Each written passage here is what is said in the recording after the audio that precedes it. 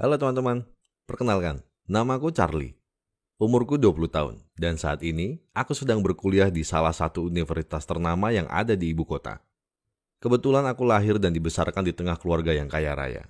Ayah dan ibuku adalah pengusaha terkenal di ibu kota. Kalian bisa lihat sendiri, selain kaya, ya aku juga dikaruniai wajah yang rupawan. Postur tubuhku juga termasuk ideal. Kalau kalian bertanya apakah aku bahagia? Iya, aku bahagia. Tapi 3 tahun belakangan ini, aku memikirkan sesuatu yang mungkin menurut kalian ini sungguh tidak masuk akal. Aku adalah anak satu-satunya. Ayah dan ibuku, bisa kalian lihat sendiri. Aku yang berumur 20 tahun ini mempunyai ayah dan ibu yang mereka lebih pantas aku sebut nenek. Beberapa tahun aku selalu memikirkan hal ini. Terlebih hampir semua temanku menjulukiku anak pungut. Ya, meskipun mereka hanya bercanda, tapi mendengar itu rasanya hatiku sakit juga. Akhirnya saat aku lulus SMA, aku memberanikan diri untuk bertanya pada ayah dan ibuku. Pikirku aku sudah dewasa untuk mengetahui semuanya. Jika memang ternyata ada yang disembunyikan oleh mereka. Dan saat aku mengetahuinya, aku cukup syok. Bagaimana tidak syok? Aku terlahir dari rahim pembantuku. Oke, jadi begini ceritanya. Ayah dan ibuku punya anak yang bernama Bella. Seperti yang kamu lihat, Bella adalah perempuan yang sangat cantik dan anggun. Suatu hari, Bella telah menemukan tambatan hatinya yaitu Rio. Iya, kalian benar. Mereka berdua adalah orang tuaku. Setelah 2 tahun menikah, mereka masih belum mempunyai anak. Segala cara sudah mereka lakukan, namun sama sekali tidak membuahkan hasil. Hingga suatu saat, Bella yang tak lain adalah ibu kandungku, mengalami stres yang berat. Dia memiliki tekanan karena merasa teman-temannya selalu membuli dia. Setiap ibuku berkumpul dengan teman-temannya, mereka selalu bertanya, "Bella, kapan nih nyusul kita? Bella, kapan nih punya anak?" Ya, kira-kira seperti itulah perlakuan mereka ke ibuku. Hingga suatu hari, ibu dan ayahku memberanikan diri untuk berkonsultasi dengan dokter. Selama 2 tahun mereka tidak pernah diperiksa, karena mereka takut dengan hal-hal negatif seperti bagaimana kalau salah satu dari mereka mandul.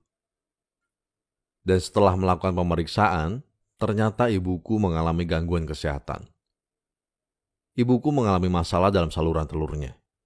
Saluran telurnya tidak berfungsi dengan baik, atau tidak memungkinkan terjadinya pertemuan antara sel telur dengan sperma.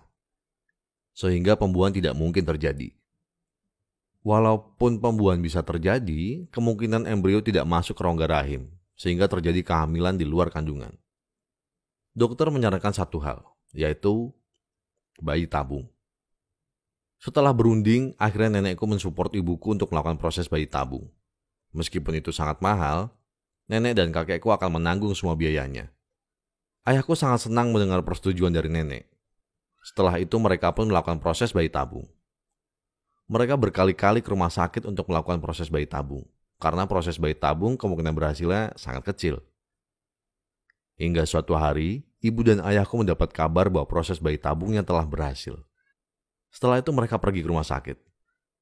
Tapi sesuatu yang tidak diinginkan terjadi.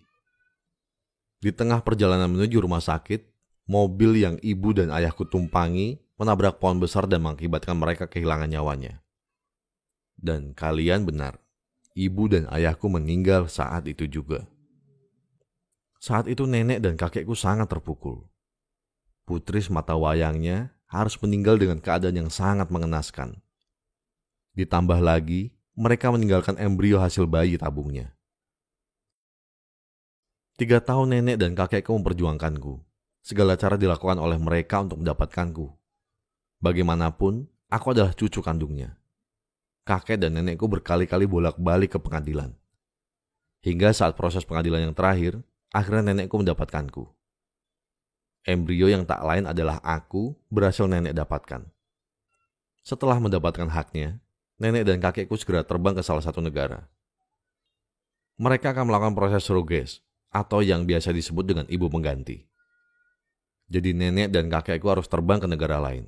Karena di negara kami, proses surrogasi tidak diizinkan. Jadi surogasi sendiri adalah suatu pengaturan atau perjanjian yang mencakup persetujuan seorang wanita untuk menjalani kehamilan bagi orang lain, yang akan menjadi orang tua sang anak setelah kelahirannya.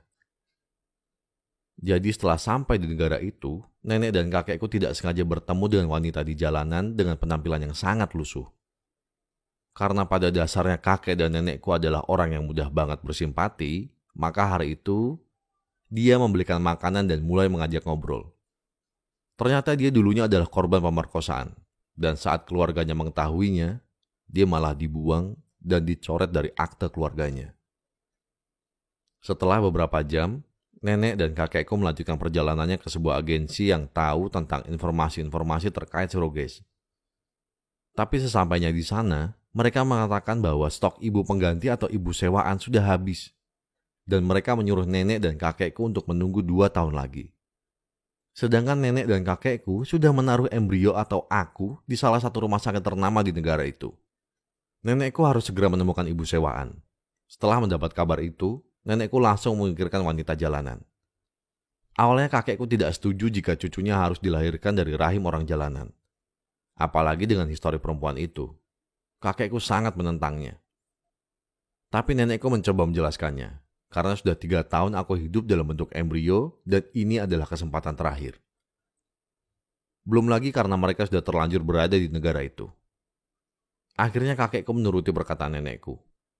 Toh juga perempuan jalanan itu bukan perempuan yang nakal. Keadaan yang membuat dia berakhir seperti itu. Keesokan harinya, mereka berdua kembali mendatangi jalanan tempat bertemunya mereka dengan perempuan itu. Setelah mencari-cari, akhirnya mereka bertemu. Nenek dan kakekku menjelaskan semuanya dan dia langsung menyetujuinya. Awalnya dia tidak mau dibayar sepeser pun. Cukup merawatnya saja dia sudah sangat senang. Setelah itu, nenek dan kakekku membawanya pulang. Nenekku membelikan semua keperluannya. Keesokan harinya, ibu penggantiku melakukan berbagai tes kesehatan. Setelah dinyatakan sehat, proses surogasi pun dilakukan. Selama setahun nenekku tinggal di negara itu. Sedangkan kakekku kadang pulang untuk mengurusi bisnisnya. Nenek sudah memperlakukan ibu penggantiku seperti anaknya sendiri.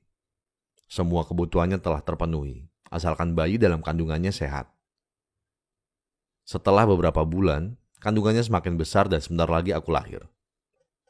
Tapi saat menunggu hari untuk melahirkan, tiba-tiba ibu penggantiku terjatuh.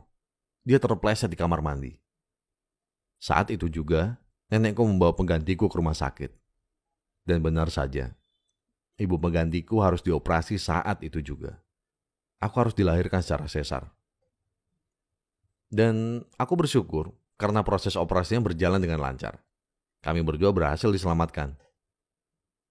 Jadi kalau di total, aku lahir setelah kedua orang tuaku meninggal itu 4 tahun yang lalu. Dan sampai saat ini, ibu penggantiku ikut nenek dan kakekku. Tapi aku mengenalnya sebagai pengasuh atau pembantu. Setelah mendapatkan jawaban itu, bukannya malah plong, aku malah memikirkan hal lain. Aku tidak tahu harus bersikap bagaimana pada pembantuku atau ibu penggantiku. Sejak kecil aku mengenalnya dengan pembantu atau pengasuh. Tapi ternyata dia adalah ibu penggantiku. Ibu yang sudah merawatku selama 9 bulan di kandungan. Ibu yang sudah mempertaruhkan nyawanya untuk melahirkanku. Ibu yang sudah merawatku sampai saat ini. Kalau menurut kalian, aku harus bersikap bagaimana pada ibu penggantiku? Tulis pendapat kalian dan jangan lupa subscribe ya. Tiba-tiba Citra datang ke ruang kepala sekolah dan membawa flash disk. Kepala sekolah memutar flash disk yang dibuat Citra. Ternyata flash disk itu isinya adalah video Pak Bobi sedang melakukan pelecehan seksual di belakang sekolah dengan menyodomi seorang siswa laki-laki yang baru masuk sekolah. Semua yang ada di ruangan kepala sekolah saat itu terkejut melihatnya. Citra menjelaskan, dia mendapat video itu dari penjaga sekolah yang saat itu tidak sengaja melihat kelakuan keji Pak Bobi di belakang sekolah. Saat kejadian itu, Citra hendak pergi ke belakang sekolah. Tapi dihalangi oleh penjaga sekolah tersebut dan disitulah penjaga sekolah memberitahu Citra soal kelakuan Pak Bobi. Setelah tahu fakta itu, Citra melihat aku sangat dekat dengan Pak Bobi.